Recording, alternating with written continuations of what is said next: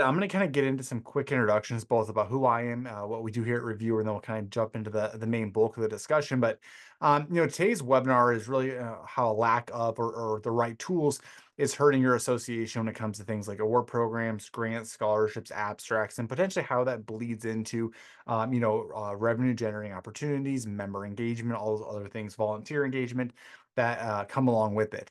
And there's kind of two reasons why we're having this discussion. So number one is we do thousands of these programs every single year. And so, as you can imagine, I meet and I talk with a lot of people. And many of them, prior to working with Reviewr, were looking for solutions to make their lives easier. So, they were on the front lines running their award programs, they're doing their grants, they're doing their conference call for abstracts. And they were the ones that were using built-in web forms. They're downloading a lot of documents. They're using email. They're using a ton of spreadsheets. And they're trying to repurpose other organizational tools that they have. So their AMSs, their Trello.coms, right? All these different types of tools. And they're doing that because they didn't either A, realize that there was tools out there, or B, internally, they're being pushed to these processes and these workflows specifically from their IT teams or their other staff. And so they knew that they needed a solution, and they came to us obviously for review or for that purpose to kind of help streamline their operations, enhance member engagement, boost the volunteer process. But the real question was, how do we equip them for success to go back to their team and say, hey, look, as much as that, I love spreadsheets and formulas, this isn't working for me. And so we kind of put together some high level notes and feedback and insights into like how common programs are being ran without Reviewr or other types of submission management softwares, and then the benefits obviously that we would provide. And so that was kind of what initially spurred that, as that question came up over and over and over again. Number two, this kind of gets us into our introduction for today, is that we lived this life, right? So we lived on the front lines as a volunteer. So my name is Kyle. I'm the CEO here at Reviewr. I've been doing this now for over a decade. And when I say we built a platform from firsthand experience, I really mean that. So, as a quick introduction, we serve as part of the volunteer committees for local nonprofits, membership-based associations, charities, and things like that. And when I use the term volunteer, what I really mean is that we are part of the review committees. So back in 2009, 2010, if you think through like what a very common award grant scholarship fill in the blank looks like, it was done through physical paper. And so I'm sure many of you have graduated from that by now, but that was a thing of the past. And so if you think through like a common award program, we would have hundreds of nomination packets and binders and folders physically mailed to our doorstep. And we were tasked with reading through them, handwriting notes, handwriting feedback, trying to log some type of scoring structure and then either physically mail it back or we meet on the weekends on a Saturday with a bunch of other committee members, and we'd hash out the details until we had a selection. So, from a volunteer perspective, we were doing it because we wanted to partake in these campaigns, but it was extremely overwhelming. What led us to Reviewr, really, and why we're having this conversation today, is we lived through kind of that digital transformation that went on. And what I mean by that, and that's when organizations started to run these campaigns again, fill in the blank, awards, grants, scholarships, abstracts, board nominations, conferences, you name it, by using their AMSs. They're using built-in web forms. They're using a lot of downloadable documents. They're using spreadsheets. They're using Google Drive. Like that list goes on and on. And as a volunteer, it actually created more work for us because at least with the binders, they were centralized, although very, very heavy and manual. Now we're using like 9 different tools that really weren't intended for the task at hand that opened up a whole bunch of additional challenges. For example, there's two really terrible things that we started to see and hear happen. One is from an applicant perspective. There were these campaigns where they'd ask people to fill out fillable PDFs and they would have to email it back in with all their documents and their deliverables, and a bunch of them were going to spam filters. And so there were use cases where teams had sat down, they went through entire judging review selection processes. If it was a scholarship program, they literally cut checks to deserving applicants.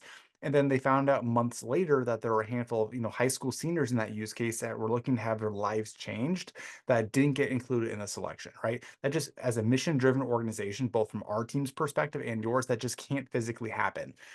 We also started to see from like an award perspective that nomination committees would sit down, they would start to go through the review and selection processes, and there was very clear biases, either personal information from the applicants or the nominees, or they had relationships with them, and that was muddying the water and kind of bleeding into making unfair selections.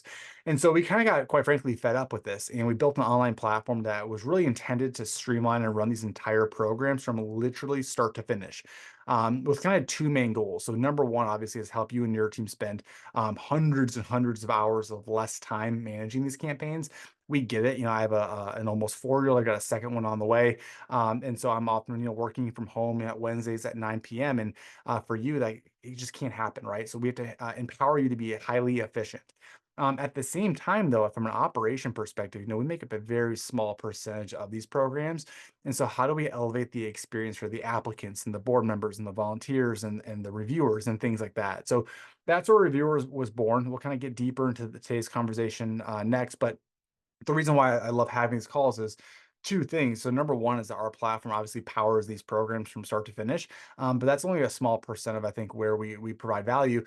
Number two is between the thousands of organizations that we work with, plus the hundreds and hundreds of conversations we have on a monthly basis. We're able to identify common industry best practices and emerging trends that kind of bleed into these campaigns. That's what influences our product development, but also just again as a mission-driven organization, anytime we can shed light into the right way of running these programs, we're going to do so. And that culminates in our implementation processes. It culminates in our consulting. It culminates in these webinars. So, long-winded introduction. If there's other topics or things that are pressing to you guys, toss them in the chat. Again, these webinar topics are brought to us, and so we will kind of build value around whatever you guys are looking for. So, with that said, again, going back kind of one slide, the main goal today is I want to talk through kind of three experiences. As we started to set this up, what I wanted to do was actually build like a common award grant or scholarship that was using kind of the more manual, fillable PDFs, online web forms, AMSs to collect applications. Build an example, leveraging like your Dropbox, your Google Drive, your AMSs to manage it, and then conduct a review and selection process through spreadsheets and Dropbox links, etc. And as I started setting that up, it was overwhelming. It was completely overwhelming, which is exactly why we're having this conversation because I couldn't even wrap my head around how we can run these campaigns with those types of tools. So instead, what we're going to do is we're going to kind of talk through three common core experiences: the submitter experience, the operational experience, and then the review and selection experience. We're going to kind of preview at a high level some examples I found of organizations doing those kind of in the more outdated ways. And then we'll translate that into Reviewr, not necessarily to show you what Reviewr can do, but more so like what is out there. Like what does the light at the end of the tunnel potentially look like for you as an organization? So with all that said, again, please feel free to toss any questions or comments or notes into the chat, and we'll go ahead and get started. So the first thing I want to talk about today is the applicant or the submission experience. And so for many of you that are in association, that could be a wide variety of types of people, right? It could be nominators, it could be nominees, it could be a combination of both. It could be scholarship applicants, it could be grantees, it could be speakers, or it could be people submitting call for abstract. So broadly speaking, you can kind of fill in the blank. And most organizations, as we kind of get deeper into this, are powering the submission process and workflow through two very common use cases. Number one is some type of web-based fillable, downloadable form. So it could be a fillable PDF, it might be a Word doc, and they're asking their applicants to go to a website, export, download it, fill it out, and then come back and submit it back to them. The more modern approach to that is using built-in web forms. It could be a component of your AMS. It could be like a Survey Monkey type of tool. We'll get more into that. But if you remember kind of the story of the lost scholarship applicant, right, where a bunch of applicants had applied, they went to a spam filter, team sat down, they cut checks, they changed lives, and then they found out later on that there were a handful of deserving applicants that didn't get included in the selection. This kind of matches up very well to that use case. And, I hear this, unfortunately, at least once a month. It's 2024. Fillable PDFs and downloading Word documents were cool back when MySpace was cool.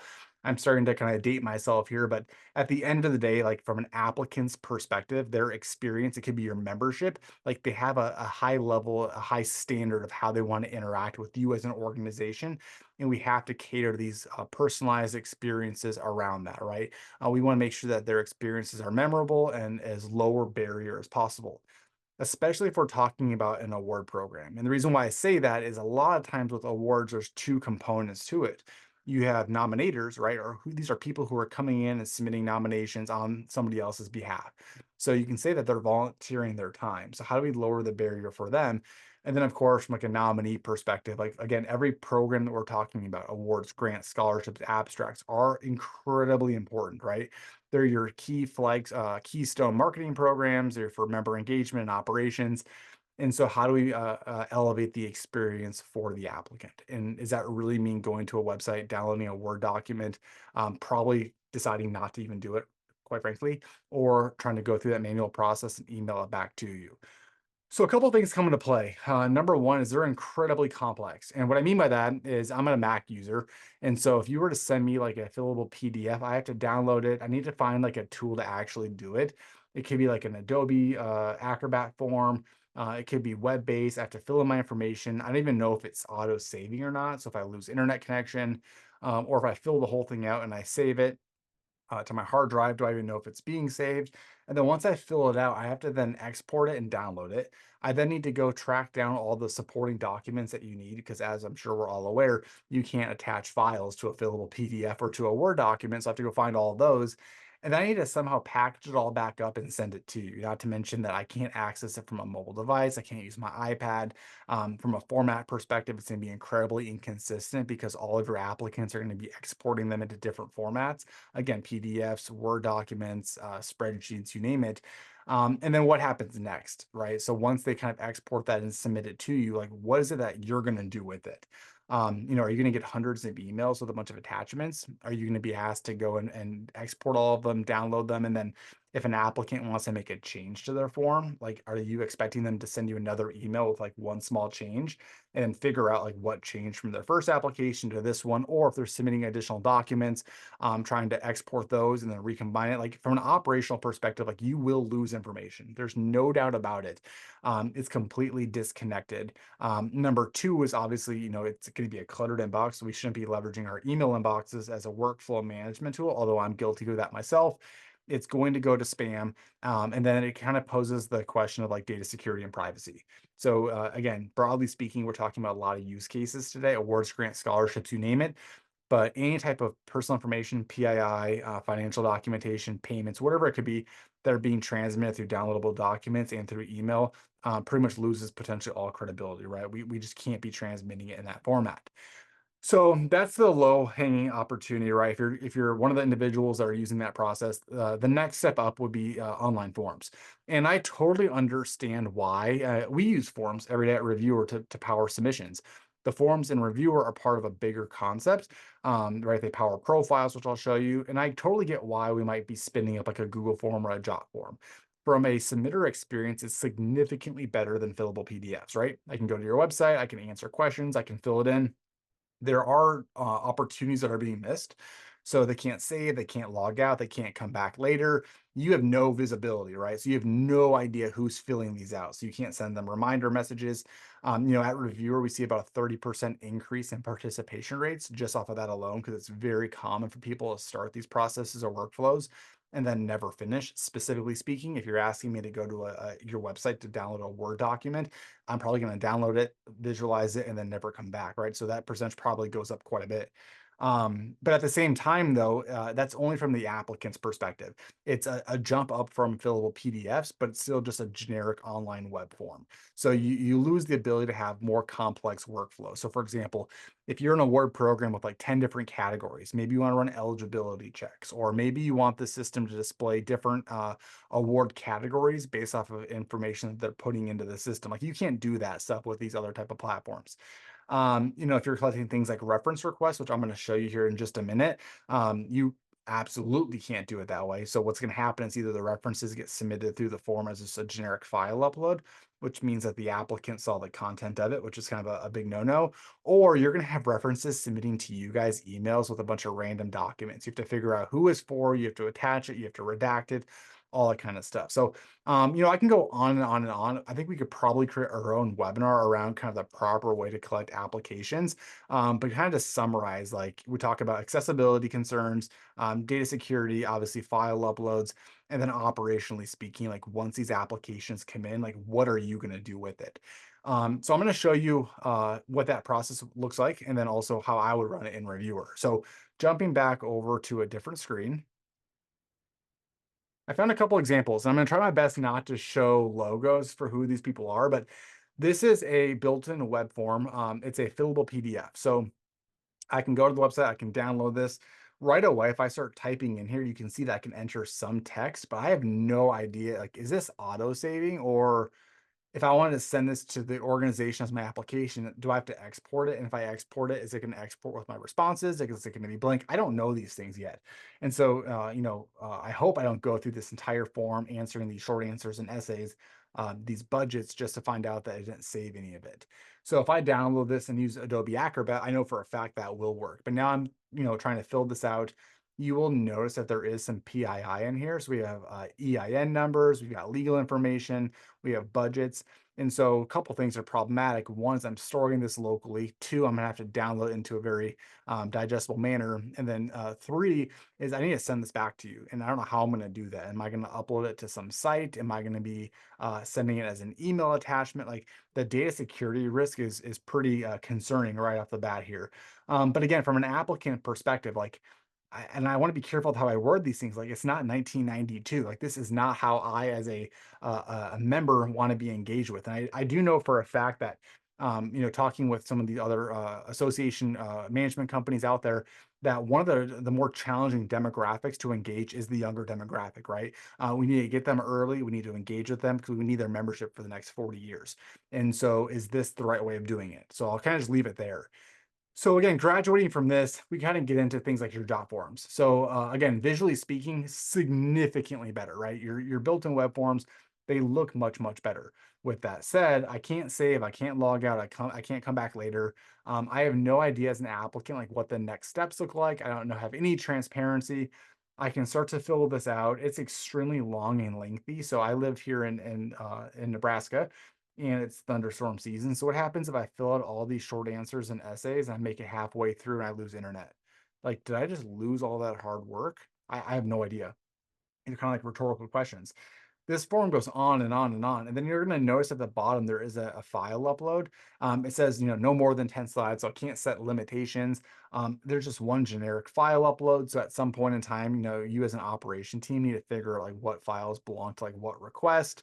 I've also seen these types of things where at the bottom it says, oh yeah, and as a disclaimer, we need this file, and this file. Submit your form and then go back and fill out additional forms for those, which means that now you as an operation team have your application form, your other file upload form, your other file upload form, and you have to merge them together like that. Again, this goes on and on and on. So visually speaking, again, this is a much better experience for the applicants, but it still leaves a lot to be desired. And then we haven't even touched the surface from an operation team of how you manage this process, because these are just forms. At some point in time, I need to consolidate all the applicants we received. I need to put them into a way that my review team can access it. I have to be able to communicate with them. I have to be able to judge them. What happens if this is a multi-phase program and this individual gets selected and now they need to come back into the system and then add additional documents to you?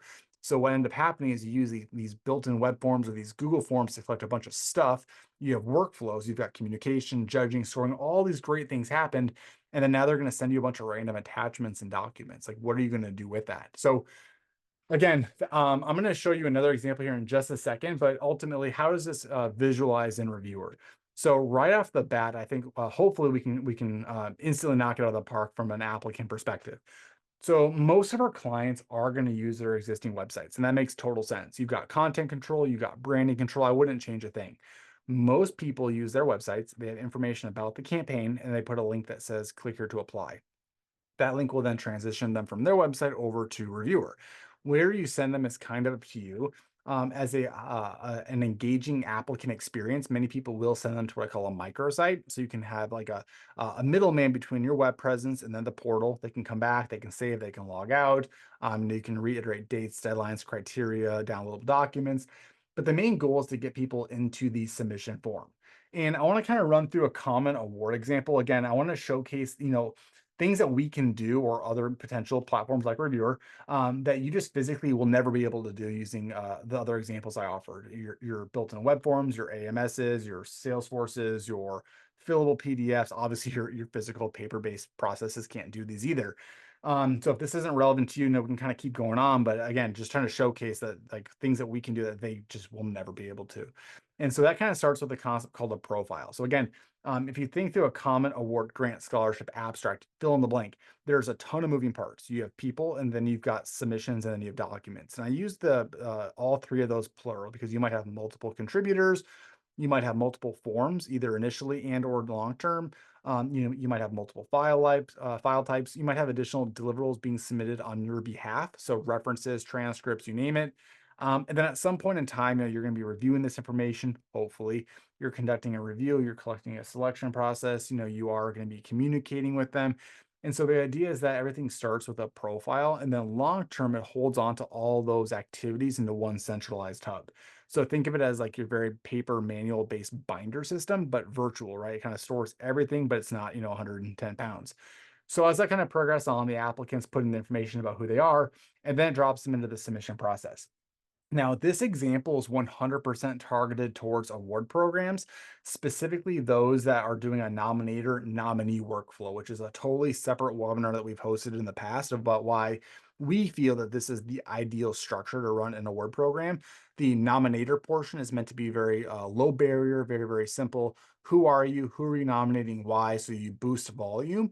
And then the nominees themselves will come in and they'll submit the more personal information, their short answers, their essays, their file uploads, because they're going to have that anyways, their references. And the reason why we do that is that we want to make sure that again, from a marketing perspective, high volume. And then from the nominee perspective, we want data quality and access, right? We want the data to be extremely accurate, coming directly from the source. We also want to make sure that when you go to conduct a review and selection process, you're comparing apples to apples.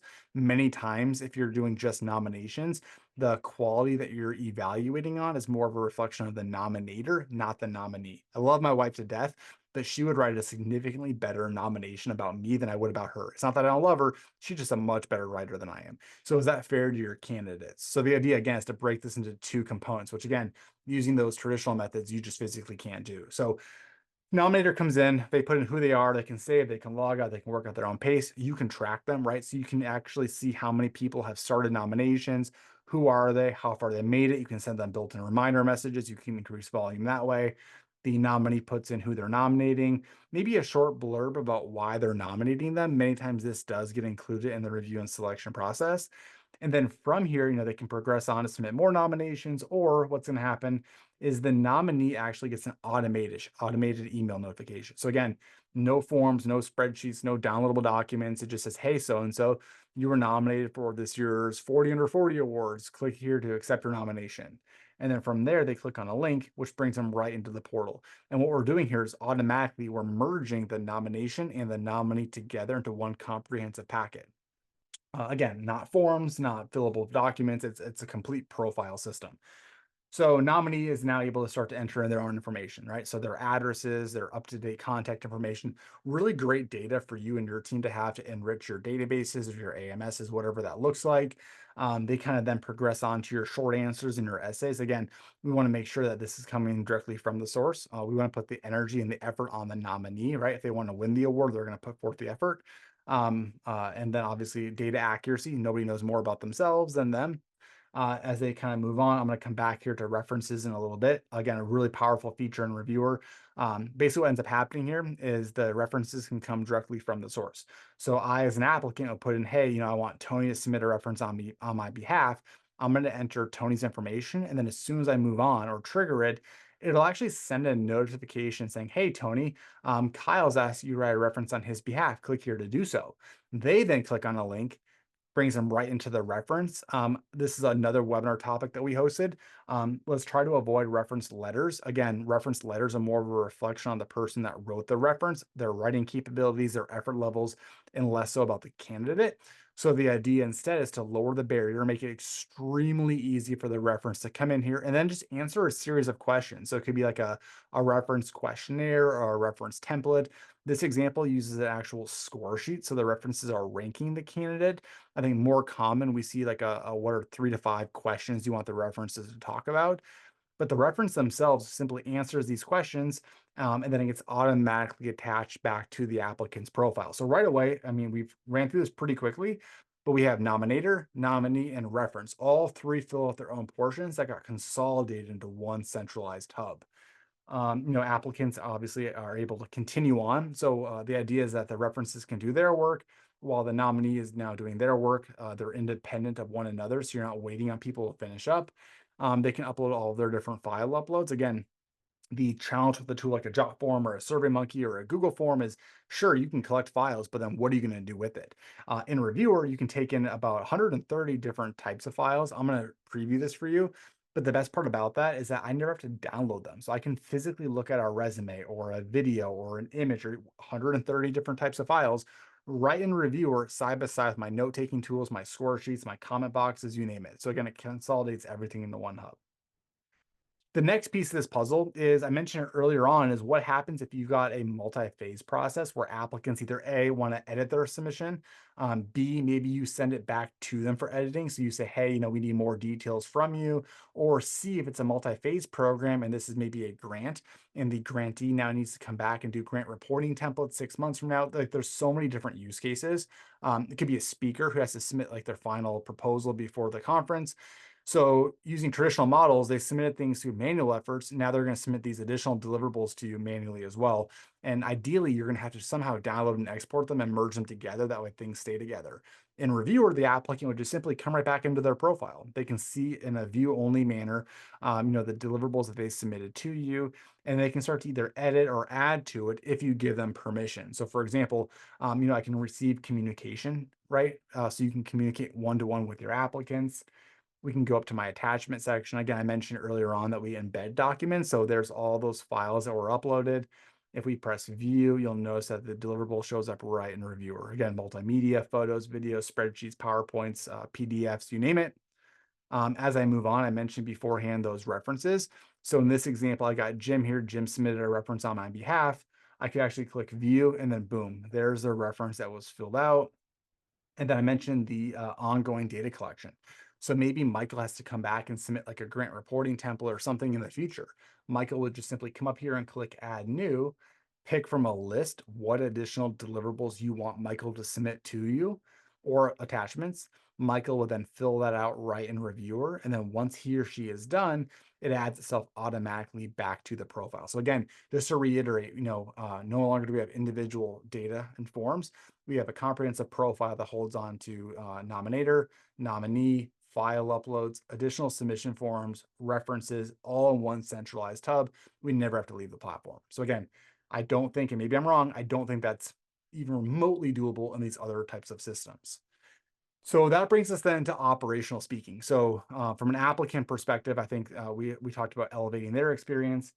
Operationally speaking, in a very similar format, you're going to start to see a wide variety of tools. So more times than not, you're going to be downloading and exporting out of your inbox, your Google Drive folders, your SharePoints, your AMSs, all of your submissions. I would say the most common things I see are they get remerged and uploaded into some type of file sharing system. So for example, like your Google Drive or your Dropbox, they might be trying to leverage their AMS with like a contact record, or more common than not, they use spreadsheets. So if this is you, I don't mean to offend you, but many people will basically create a row per applicant, and then every column is the data associated with them. And as changes are being made, as more and more submissions are coming in, it's being merged with that master spreadsheet. So by no means can a spreadsheet serve as the single point of truth. There's way too much hands-on massaging of it. No matter how good we think we are with spreadsheets, we cannot be manipulating data. It poses way too many potential risks. So again, with this type of process, there's dispersed information. So you're going to have content living in spreadsheets, your email, your AMS is in 6 different places. We don't want that. You're going to lose information. It's going to be fragmented. It's also at risk because I talked earlier about data security and privacy. So not to get too deep into the weeds on this, we're a SOC 2 Type 2 compliant company. And that's kind of your industry gold standard for data security and privacy. With that said, many of these other tools are as well. The challenge is that they are in their own right. So, you might be using Jotform to collect applications. They're a very high quality company when it comes to like forms and surveys. But then once you need to take action on those, right? Export, download, and then send them to your team, all the other kind of data privacy and security components get lost, right? Because now you're injecting a new software, whereas a platform like Reviewr is end to end, and it's kind of thought about in that type of process. Outside of that, you start to lose the ability to communicate. So if you want to communicate with your nominators, your nominees, your review committees, you're doing that out of your own personal inboxes. You might be using like your constant contacts or your HubSpots or your MailChimps, you name it. So again, you're disjointed. you start to lose the ability to generate any type of report. And I'm not going to get too deep into reporting today. And the main reason why is that reports are relatively generalized. But whenever you have data living in multiple different platforms, it's impossible to connect them for one report. So if you want to look at like your application data plus your selection criteria, like what are you going to do? Because it lives in multiple tools. With Reviewr, all of the data lives in a one hub, right? So literally end to end, from start to finish, we have the entire thing in the system, which means that when you want to generate reports, we don't have to go find and look for it. We just target it because it's all right there in one easy to find menu system. And then from a scalability perspective, right? Like what works with 10 submissions right now, it's just not going to work with 100 submissions or 50 submissions or 1,000 submissions.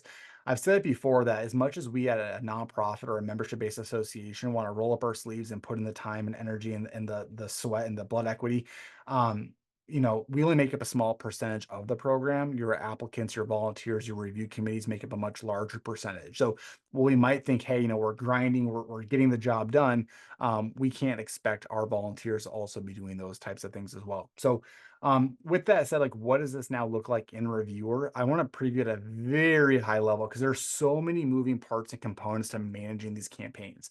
Creating workflows, accessing information, generating reports, assigning submissions to review committee. So I'm going to focus on, I think, kind of the bread and butter of Reviewr. But before we do that, what does this process look like in another tool? So I mentioned before we started that I wanted really badly to mimic a common workflow, which would be a combination of emails, spreadsheets, jot forms, SurveyMonkey, all that kind of fun stuff, right? And so we launched at a high level a form in jot form. And this is where I gave up because so I have 4 test submissions, but this is how, and I don't mean to talk poorly about these other companies. What I'm trying to say is they're not intended for these types of campaigns. I use Jotform all the time we even use it for webinar signups. But the idea here is that as applicants apply, from an operation perspective, I click on my program, which would be my scholarship, and then all I can pretty much do is export it into like a CSV, or I can view the submissions in a table format, which is basically an embedded spreadsheet into their UI. So if I click submissions, again, this is a dummy data here, I have a row per submission, and then every column is the data associated with it. So I really can't do anything. I can view information, I can search for it, I can't access file uploads. Anytime I want to take action on this, I have to export, I have to download, and then use other types of platforms. So I just kind of left it at there. I can't quite frankly figure out how we can run these campaigns of this importance using these tools. So in Reviewr, what basically ends up happening is you get this menu system, and right off the bat, you can kind of just visualize the platform is built for the type of use case. You can track how many days until deadlines. You can track how many entries you've received. You can kind of take a look at how many entries you've received and where they're at, who's done, who's not done, who's in progress. You can send them built-in reminder messages. You can even get deep into the weeds on those additional deliverables. So maybe, for example, you want to track the number of nominations that you've collected versus the number of nominees that haven't yet accepted it and finished their portion. Maybe you want to look at how many outstanding references have been requested and what the progress percentages of those are. All that stuff can be visualized in one dashboard. And then from here, you can kind of dive deep into the weeds and get more specific data out of the system. If you want to make changes to your dates and deadlines, or if you want to launch new programs or make open edit capability for certain people, the ability to do so visually on the fly by clicking into it. And then, of course, I mentioned beforehand, there's so many activities that go into these programs: communication, judging, scoring, feedback, all that kind of fun stuff. So from a dashboard to be able to visualize like what the most recent activities were and then actually take action on them. So obviously right away you get a dedicated dashboard, or what I call like a command center for the program. And then from there, you can start to do stuff, right? And I say that broadly because you need to be able to access the deliverables. You have to be able to generate reports. You have to communicate with people. And then at the end of the day, you have to conduct a selection. So in Reviewr, I will just go to my menu system. And again, we're looking at this from a couple of different examples. But again, generally speaking, awards, grants, scholarships, conference call for abstracts, board nominations, it does all of it. But the idea here is that you can sort and filter by your different parameters. So drop downs, check boxes. You can find your applicants. So this would be our example of this, right? So these are a list of submissions. I got 4 of them here. This is our version of it. Now, again, the difference is that to view this information, I have to click into it, and then it shows me the contents that were submitted, right? So there's a text area. In Reviewr, what I actually end up doing is I can click view next to, say, for example, Leslie's name, And again, from here, I can bulk select, I can actually communicate with them, I can advance into workflows, but I can actually open up my applicant. And here's where that profile concept, I think, really visually starts to make more sense. So I have Michael here. Michael is my applicant, and here's all the content we collected about Michael. So there's the submission form, short answers, essays, reference letters. There's multiple file uploads scattered throughout here. So right away, we're taking all of Michael's information into one dedicated quote unquote virtual binder. From here, we pull this out into action items. So if I ever wanted to communicate with him, I could. So I can, on the right-hand side, communicate one-to-one with my applicant. I can leave internal notes about my applicant. So if I want to collaborate with my staff or my team, I can leave notes that stays very private amongst ourselves.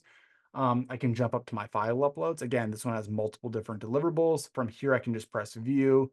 The files show up directly on my applicant's profile. Again, they get embedded. So I can side by side leave my comments, leave my notes. Again, we're not judging yet, but that's kind of the foreshadowing, is I could actually side by side score them. If I want to check out references, I can go up to my supplemental forms. Boom, there's a list of additional forms that were submitted, either references or additional forms submitted from Michael or on behalf of him in the future. Again, if I press view, those show up here. So I have all the data in one centralized dashboard. The next piece of the puzzle, which is kind of going to lend ourselves to the last topic today, which is the review and selection, is creating review workflow. So again, this is where I know for a fact with these other tools you can't do, because anytime you want to conduct a review process, you need to export, download, and consolidate your submission details with some type of scoring template and then give it to your team. So you're going to put that into like a Dropbox folder and you're going to say, hey, Judge, go here, download this master spreadsheet, go view all these folders, and then when you're done, add your notes back to the spreadsheet and then send it back to me. And then after that happens, I'm going to take your spreadsheet with my other 100 judges or 50 judges or 5 judges, and I'm going to merge them together. I'm going to run formulas. In Reviewr, right off the bat, we can start to pair up in the system your entries with your review team. So I'm not going to get too deep into how this works today. Basically, it's a concept called buckets. And so you can have as many buckets as you want. The two most common ways this is done is if you're an award program, maybe you have 10 different awards or 5 different award categories. Each category is a bucket. Maybe each category is a scholarship or a grant or an abstract track. And then you can do sub buckets. They might have like phase 1 review, phase 2 review, final selection. That's broadly speaking. The goal here, however, is that you create a bucket and then you do 2 things. Number one is you fill it up with applicants. And ideally, this is automated. So if I was applying to the 40 under 40 awards or the Member of the Year award, the system would identify that and then drop me automatically into that bucket. But the next step is to fill up a bucket with a team. So whenever Simon, Paul, and Mark come into Reviewr, they're only going to see the submissions in the bucket that you gave them access to. So if you have a committee-based review process, this is beautiful because you have a bucket per committee. You fill up that committee with the appropriate committee members, and then you basically took all of your applicants in that bucket, and then you automatically gave them access. As you can see, whenever Sally, Sue, and Steve come into Reviewr, they're going to see completely different submissions because they're in a totally different bucket. Now, again, you can have people as many buckets as you want. If this is a multi-phase program, you can have different team members per phase. You can have different selection criteria per phase. But why this is beautiful is from like a compliance perspective. Maybe you want to say, you know what? Just because I have all these submissions and these evaluators in the same bucket, I don't want them to review everybody. It's just too many for them. So you can actually open these buckets up and it shows you what's going on. So it shows you a listing of every single one of your applicants. It shows you currently who is supposed to be reviewing it and then who those individuals are. So you can do a couple different things. You could say, you know what, for the sake of compliance, I just want to make sure that every applicant gets looked at 3 times, no more, no less. Or you could say, I want my review team to review no more than 15 people because after 15, their energy level drops off significantly. So the idea is you can plug those numbers in there. The system will then auto distribute equally and randomly your submissions to the qualified review team. And then from there, if you want to make changes to it, you can just override it. And you can say, well, there's a conflict of interest. So now I'm going to unselect Gabrielle from Mark's name and reassign it back out to somebody else. So again, broadly speaking, we're taking groups of submissions, groups of reviewers and pairing them up. We're scaling it back by doing kind of a more automated randomization approach, or even further scaling it back. And we're deciding on a per person basis exactly who's going to be reviewed by who and when and how. And the how is the last piece that we're going to talk about today pretty quickly. So moving along on the review and selection side of things, again, I already kind of spoke just now about how it's currently being done. I would argue that this is the most important part of these programs because at the end of the day, you can have the greatest submission process in place. You can be the most efficient staff on earth. But if you're unable to do a review and process that's fair, compliant, non-biased, if you're transmitting confidential or private information through emails and downloadable documents and spreadsheets, all credibility goes out the window. And just using high-level math, right? If you had 10 applicants being reviewed by, say, for example, 10 evaluators, that's going to take them like 5.5 hours. And using kind of the currently volunteer hourly rate, that's about $175 per judge to conduct a score. So just that in itself, like a reviewer will save almost $1,300 a year just in judging alone. And that's with 10 submissions, just 10. We're literally talking about hundreds and hundreds of hours across the entire team. On top of that, we're talking about data security and privacy. We're talking about data accuracy, right? So anytime we're manipulating spreadsheets and scores and formulas, and again, these are volunteers. So oftentimes they're going to be coming in the evenings and conducting a review. We have to equip them for success in a way that they can allocate the time that the applicants deserve, but also being thoughtful and sensitive to their volunteer obligations. So again, what does that look like? To give you an example, I found this online. So again, I don't want to give out too many examples, but there's another platform out there. It's a great tool. It's used for collecting online submissions. But the problem though is that somebody said, hey, you know what? This is their forum. I want to conduct a scoring process with a team of 4 that reviews applications. I'm going to get roughly 100 applications. I want to score them on kind of 10 different categories. How would I do that? And this is the response they got back. Again, this is because there is no built-in formal review and selection tool. They're advising them to use spreadsheets and kind of configure these really complex formulas, right? My brain just isn't big enough to wrap my head around how this would work or how this would be sensitive to the time of the volunteer. So in Reviewr, instead, when the team comes in, they get a menu system and it shows them a listing, right, of all the applicants you want them to score. Many of you are likely redacting data. So again, I'm not going to go down that rabbit hole of how you can take a pen and paper or a Sharpie and start to redact information, proofread stuff, and manipulate it. In Reviewr, since we know this is a name, this is an email, this is an address, this is an ethnicity field, they can just be automatically redacted from the review team's perspective. But the review team can simply come in, they see a menu of whoever you want them to review. From here, they simply click on them and open them up. And then they get this beautiful little split screen. So half of the page is the submission process. It's the form. So it's a combination of their application forms, their file uploads, their references. It's all in tabs. So I never have to leave.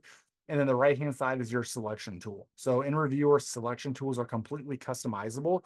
Drop-downs, checkboxes, 1 through 5, 1 through 10, 1 through a million, weighted scoring, question, comment, score, just comment boxes. Like that's completely configurable.